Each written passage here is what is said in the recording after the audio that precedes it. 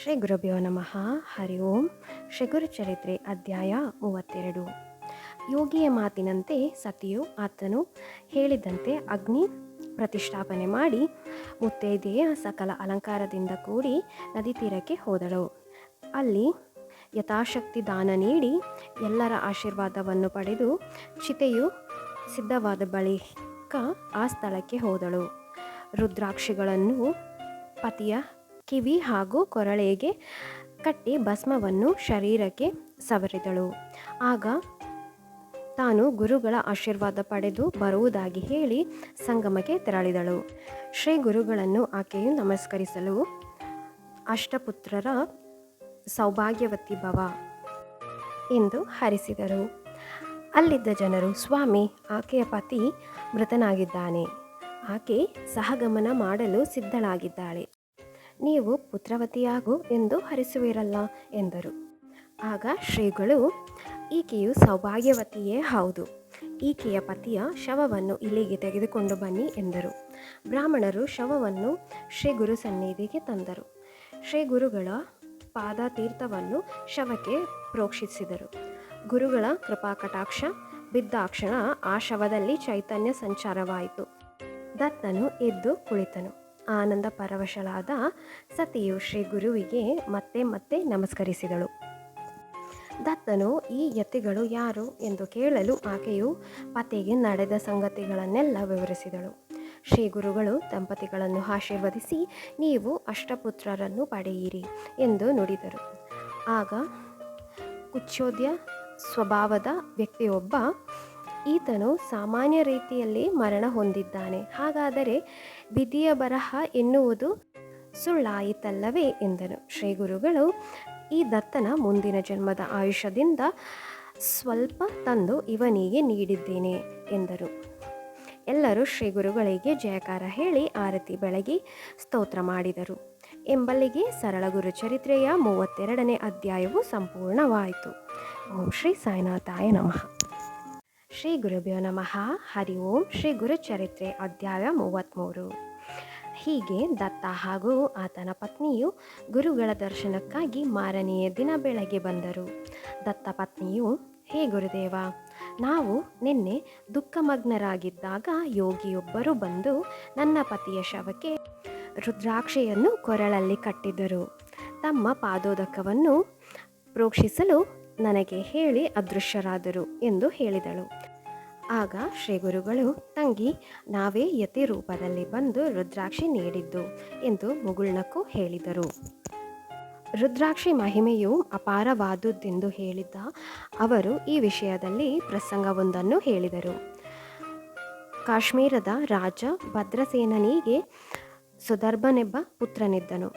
ಅವನು ಹಾಗೂ ಮಂತ್ರಿ ಪುತ್ರ ಶಿವಭಕ್ತರಾಗಿ ಸದಾ ರುದ್ರಾಕ್ಷಿ ಧರಿಸಿದರು. ಒಮ್ಮೆ ಪರಾಶರ ಮಹರ್ಷಿಗಳು ಅಲ್ಲಿ ಬಂದರು.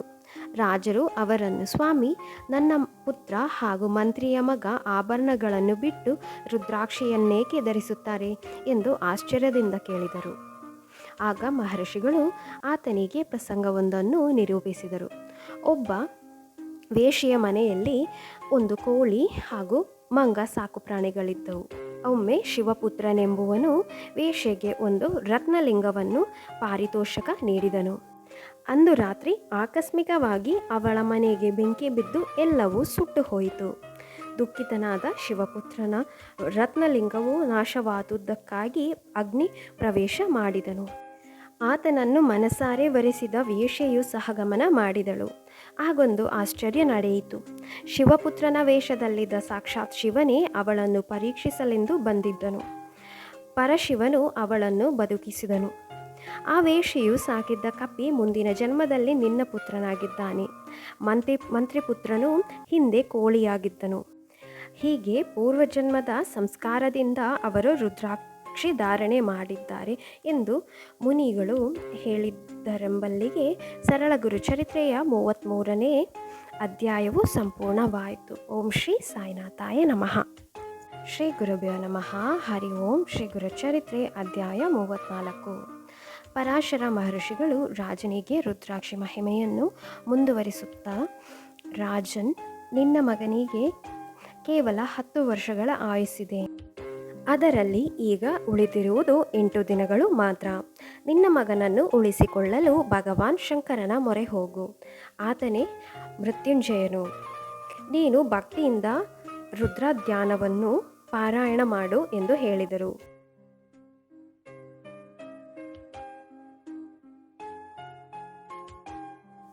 ರಾಜನು ಋಷಿಗಳ ಆದೇಶದಂತೆ ವೈದಿಕರಿಂದ ರುದ್ರ ಧ್ಯಾನದ ಪಾರಾಯಣ ಮಾಡಿಸಿ ರುದ್ರಾಭಿಷೇಕ ನೆರವೇರಿಸಿ ಆ ಜಲದಿಂದ ಮಗನಿಗೆ ಸ್ನಾನ ಮಾಡಿಸಿದನು. 8ನೇ ದಿನ ಆತನು ಅಂತ್ಯಕಾಲ ಸಮೀಪಿಸುತ್ತಿದ್ದಂತೆ ಆತನು ಮೂರ್ಛೆ ಹೋದನು. ಪರಾಶರರು ಮಂತ್ರ ಜಲವನ್ನು ಪ್ರೋಕ್ಷಿಸಲು ಕುಮಾರನು ಎಚ್ಚೆತ್ತನು.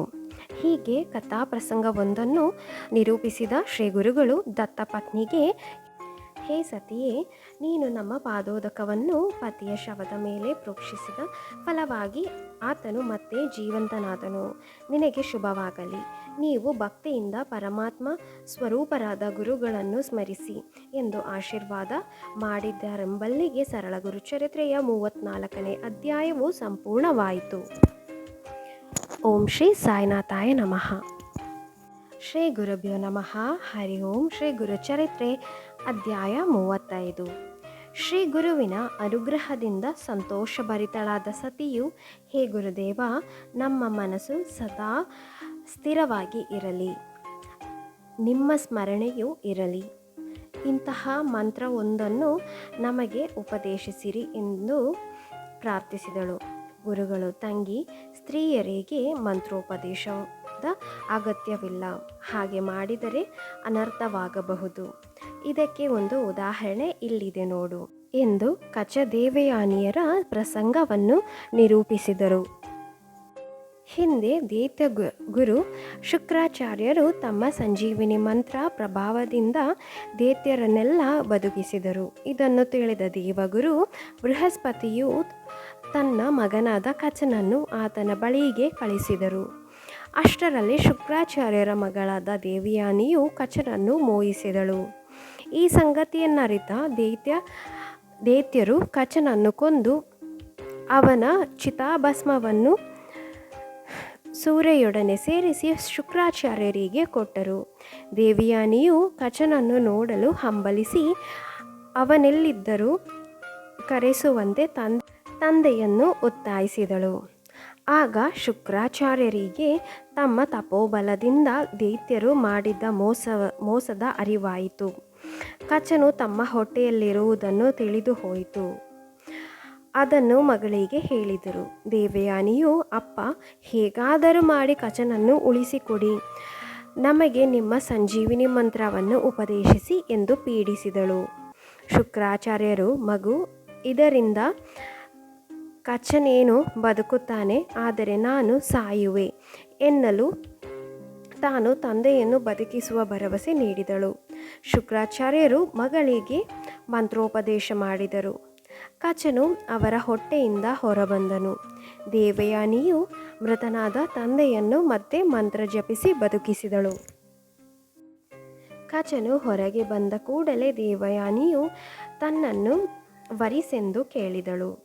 ಆತನು, ನೀನು ಗುರುಪುತ್ರಿಯಾಗಿದ್ದರಿಂದ ನನಗೆ ತಾಯಿಯ ಸಮಾನ, ನಿನ್ನನ್ನು ನಾನು ವರಿಸಲು ಸಾಧ್ಯವಿಲ್ಲ ಎಂದು ಬಿಟ್ಟನು.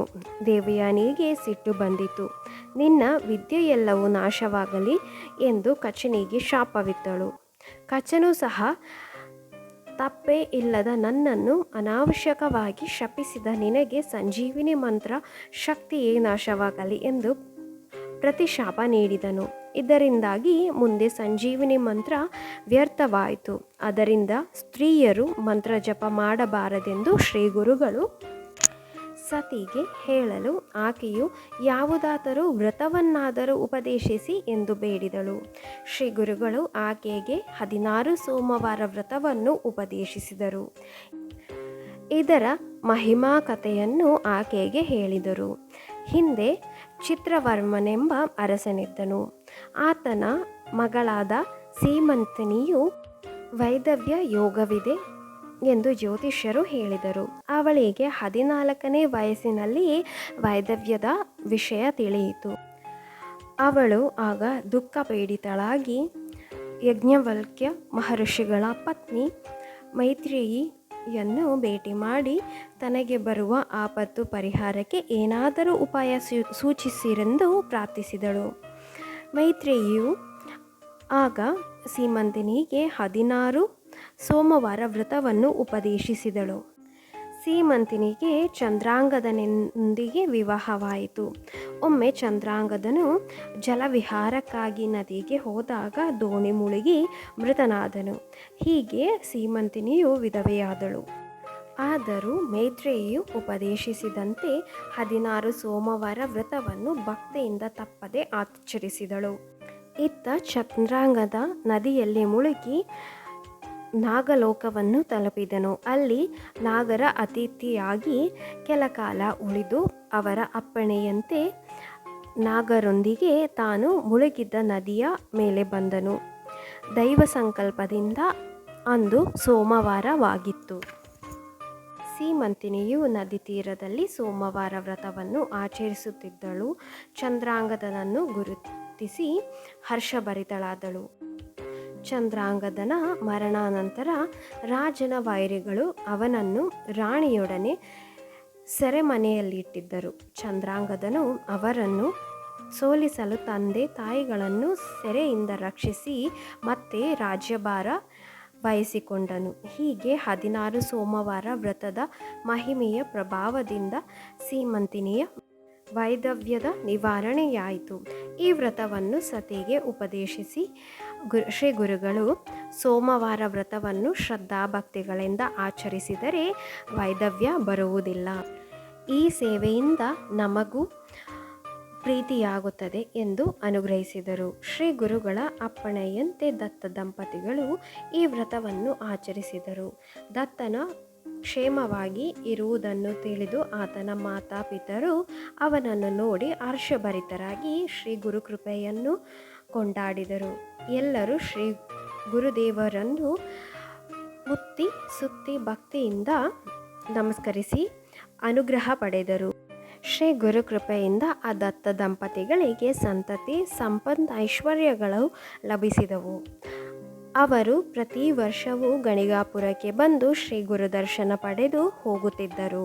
ಹೀಗೆ ಗುರುಗಳ ಮಹಿಮೆ ಕೀರ್ತಿ ಎಲ್ಲ ಕಡೆ ಹರಡಿ ಅನೇಕರು ಅವರ ಪರಮಾನುಗ್ರಹಕ್ಕೆ ಪಾತ್ರರಾದರು ಎಂಬಲ್ಲಿಗೆ ಶ್ರೀ ಗುರುಚರಿತ್ರೆಯ 35ನೇ ಅಧ್ಯಾಯವು ಸಂಪೂರ್ಣವಾಯಿತು. ಓಂ ಶ್ರೀ ಸಾಯಿನಾಥಾಯ ನಮಃ.